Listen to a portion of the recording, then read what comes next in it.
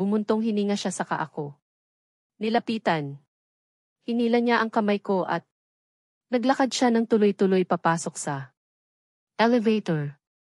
Good luck, sigaw sa kanya ng mga kaibigan niya. Si Pia naman ay tinatawag ang pangalan niya sa naiinis na tono. Akin na muna ang fiancé mo, ani ko sa isip-isip ko. Saan mo ba ako planong dalhin, wika ko? Sa masungit na tono. Hinila ko ang kamay ko mula sa kanya. Marami tayong pag-uusapan, Anya. Pwede tayong magpa-conference meeting, wika ko. Tinignan niya ako ng seryoso kaya naman nag-iwas ako ng tingin. Walang kinalaman ang kumpanya sa uusapan natin, sagot niya. Ganon ba? Ang kumpanya kasi ang pinunta ko. Binalik ko sa kanya ang tingin ko saka nakipagmatigasan ako ng titig sa kanya. Pag-usapan natin ang kumpanya kapag napag-usapan na natin ang mga issue natin sa isa't isa. So, personal pala na bagay ang gusto mong pag-usapan natin, Alma Montenegro. Sinamaan niya ako ng tingin. Hindi niya ako sinagot dahil bumukas na ang elevator. Nandito na kami sa basement. Parking. Saan mo ba ako planong dalhin? Pwede naman tayong mag-usap sa opisina mo. Wika ako. Hindi ako agad sumunod sa kanya. Nilingon niya ako at nginisihan. Sa halip na sumagot ay hinila niya ako. Hanggang sa sasakyan niya. Naghilaan pa kami dahil ayaw kong pumasok sa kanyang sasakyan. You leave me no choice, Anya at mabilis niya akong binuhat sa kapatapon na nilagay sa loob ng sasakyan. How dare you, sigaw ko sa kanya. Lock niya ang pinto at mabilis umikot sa driver's seat. Inirapan ko siya saka ako humalukit-kit. Saan mo ba ako planong dalhin, ha? Tanong ko ulit. Dati gustong-gusto mo na makasama ako, Anya. Dati yon, bulong ko, sapat na para marinig niya. Nilingon niya ako pero hindi siya umimik. Pinaandar na niya ang kanyang sasakyan. At sinimulan niyang mag-drive. Ilang minuto kaming tahimik at tila nagpapakiramdaman. Panay ang lingon niya sa akin. Ako naman ay panay ang buntong hininga na alam kong nagpairita sa kanya. Saan ka nagtago? Tanong niya. Pagkatapos ng ilang minuto na katahimikan, hindi ako sumagot. Sa daan lang ang tingin ko dahil pamilyar ang daan na tinatahak ng kanyang sasakyan. Daan ito papunta sa bahay niya. Kung saan kami nagsama bilang mag-asawa. Kuno. May plano ba siyang mag-throwback? Bakit dito mo ako dinala? Tanong ko nang makarating kami sa labas ng bahay niya. Sa restaurant mo ba gusto, Anya? At nilingon ako. Oo nga pala, mainit ang mata sa amin ng media. Umiling ako at bumuntong hininga. Nope. I know, umiiwas ka sa media, wika ko. You value your privacy too much.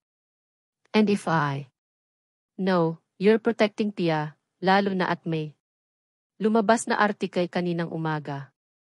Iyon ang dahilan kung bakit napasugod ako sa opisina niya. Nauna na akong humakbang papasok ng bahay niya at siya naman ay nakasunod lang sa akin. Mukhang dito pa din siya nakatira, The door was open. Siguro nandito pa din si Manang naninilbihan. Nagitla ako nang makita ko ang mga nakakwadro kong picture na nakalagay sa tabi ng malaki niyang flat screen TV.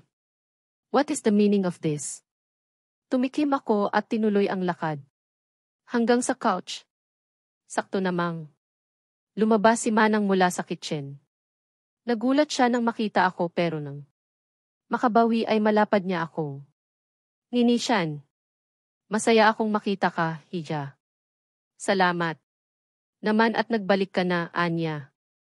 Nagpunta lang po ako dito dahil may uusapan po kami ni Alwin, wika ko. Iba ang kanyang facial expression. Nilingon niya si Alwin at tinignan niya ng may halong simpatya. Ano ang gusto mong inumin? Tanong niya sa akin. Ayos lang po ako, manang. Aalis din po. Ako agad. Marahas na bumuntong hininga si Alwin. Saka umupo sa tapat ko. Nagtitigan kami. Ng ilang minuto. Pinikot mo ako hanggang sa napilit mo. Akong pakasalan ka, Anya. Magsasalita na sana ako pero nagsalita. Ulit siya. Pinakasalan kita. Tapos iiwan mo lang.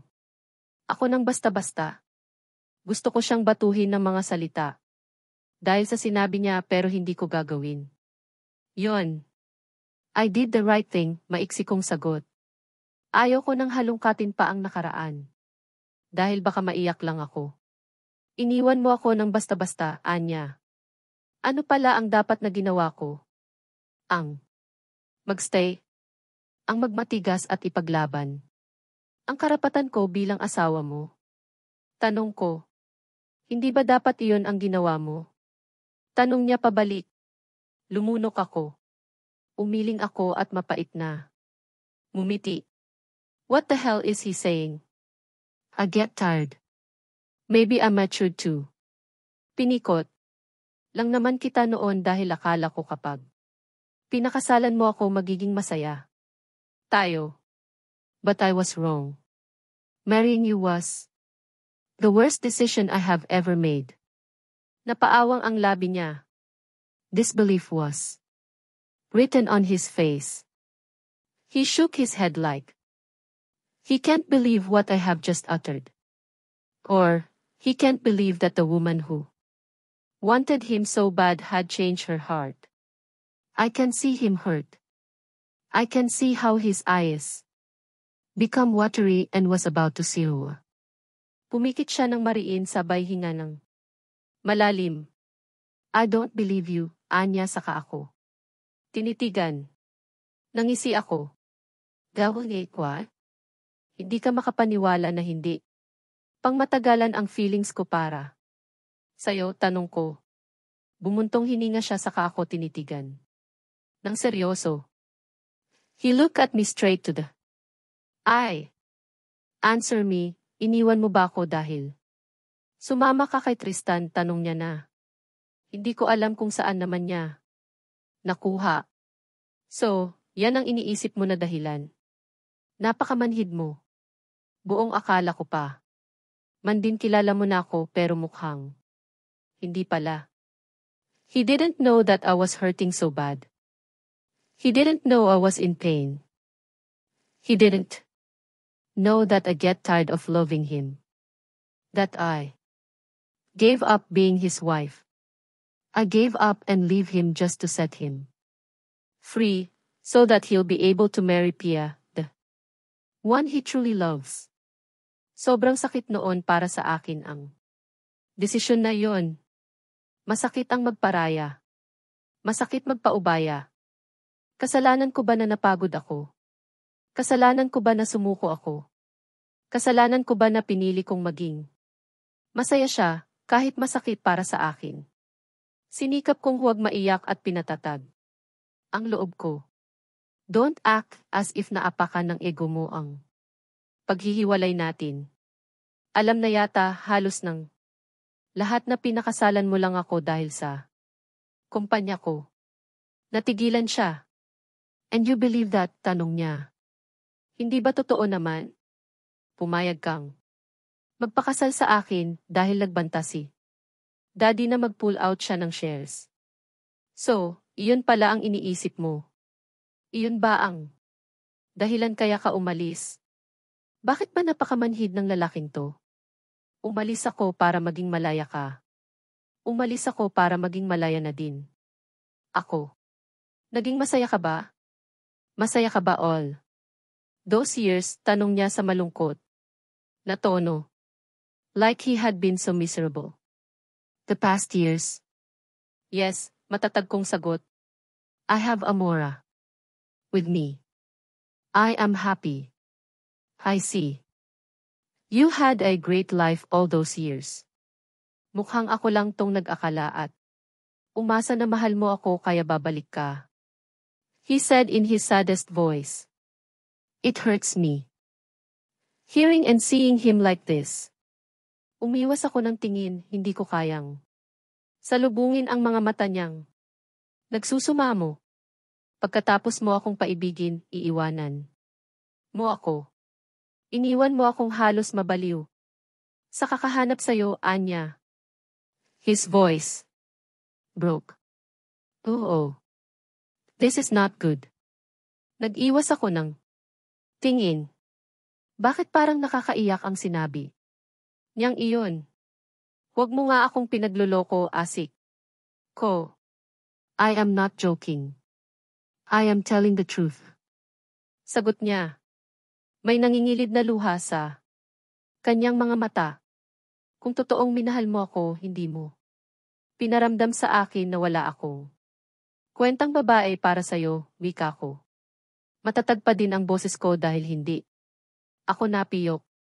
Pilit kong nilalabanan ang sarili na huwag maluha. I am sorry. But I did.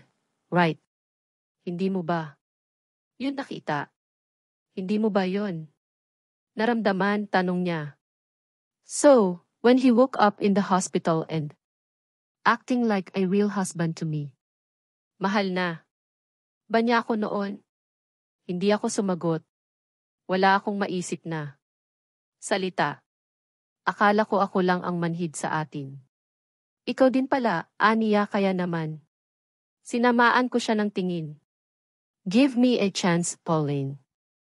Give me a chance to prove myself to you, pakiusap niya. Nagulat ako sa sinabi niya. Natulala ako. Nang ilang sandali. Wala akong masabi, wala. Akong maisip na sagot sa kanyang sinabi. Napailing ako. Mas naging malungkot ang mukha niya. Kung mahal niya ako. Ano pala niya si Tia? Kaya ko nga siya iniwan noon para hayaan na silang magsama o magpakasal. Please, let me prove myself to you. Hayaan mo akong ipakita na mahal kita. Mahal na mahal. Naluha na ako ng tuluyan. Ang sakit, ang bigat sa dibdib. Sorry, Alwin. Pumiyok ang boses ko. Kaya naman nag-iwas ako ng tingin. Hindi. Ba dapat, noon niya sa akin sinabi yon? Noong mga panahong pilit kong pinapaniwala ang sarili ko na may pagtingin na din siya sa akin. Noong pilit kong nilalabanan ang tadhana. Makuha ko lang siya. It's too late now. When I left 3 years ago, desidido na. Akong kalimutan ka ang nararamdaman ko sa'yo, wika ko. Napapikit siya at patuloy ang pag-agos ng luha niya. Nakaramdam ako ng awa pero mas nakakaawa ako kung aasa ako at muli na namang masasaktan. Masaya ako na marinig mula sa kanya na mahal din naman pala niya ako. Pero huli na ang lahat. Takot na akong magmahal. I'm sorry, pero hindi na kita mahal. Wala. Nang natira, wika ko. Agad siyang nagpunas ng luha at nagyuko. Nakarinig ako ng andar ng sasakyan mula sa labas kaya naman mabilis ko ding pinahid ang mga luha ko. May meeting ako ngayon with a client. Aalis na ako, paalam ko sa kanya at agad nang tumayo. Hindi pa tayo tapos mag-usap, pigil niya sa akin. Nagsusumamo ang kanyang mukha. Hindi ko matagalan na makita siya na ganito kalungkot kaya naman nag-iwas ako ng tingin at bumuntong hininga. Let's talk some other time, wika ko. Pauline, malakas na tili ang narinig namin mula sa bukana ng Maindoor. Si Almira ang dumating at mabilis ang hakbang niya hanggang sa makalapit siya sa akin ng tuluyan. Mahigpit ako. Niyakap halos mapiga ako. I miss you, Anya sa naiiyak na boses. Hindi ka man lang nagpaalam sa akin. Hindi mo man lang sinabi na iiwan mo na. Pala si kuya. Alam mo naman na. Susuportahan kita. Wala ka bang tiwala sa akin kaya hindi ka man lang nagsabi na aalis ka na? Mahaba niyang litanya. Habang mahigpit pa din akong yakap. Akala ko ba naman kakampi ang turing mo sa akin, kaibigan, kapatid, dagdag pa niya. Parehas na sila ng kuya niya na madrama. Sorry, mahina kong sambit. Niluwagan niya ang yakap niya sa akin at tinignan ako. Alam kong magkasama kayo ngayon dito. Kaya agad akong nagpunta, anya at mumiti. Ayos na ba kayong dalawa? Nakapag usap na ba kayo ng maayos? Tanong niya. May appointment kasi ako ngayon, kaya kailangan ko nang umalis, sabi ko. Nalungkot ang mukha niya, tila nakikisimpatya siya sa kapatid niya ng mapagtantong hindi gaya ng inasahan niya. Ang lahat, ako na ang maghatid sa'yo. Sigurado namang hindi ka magpapahatid kay kuya. Aniya at marahan akong hinila palabas ng bahay ni Alwin. Nilingon ko si Alwin bago kami makalabas ng pinto. Nakayuko siya, tila bigo at sawi. Napapaisip tuloy ako habang nasa biyahe. Kami ni Almira. Mula nang umalis ka, ngayon lang ulit. Umapak si kuya sa bahay niyo, ani Almira. Tinignan ko siya nang nakakunot ang noo. Bumuntong hininga siya at nilingon ako. Tinignan niya ako gamit ang malungkot na mga mata. Minahal ka niya, Pauline. Hindi niya kayang tirahan ang bahay niyo dahil mababaliw daw siya sa sobrang pangungulila sa'yo, Anya.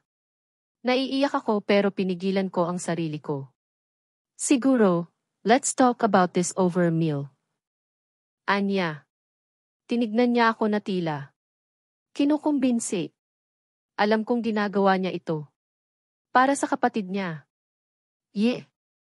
Kunin mo ang number ko, wala sa sariling wika ko.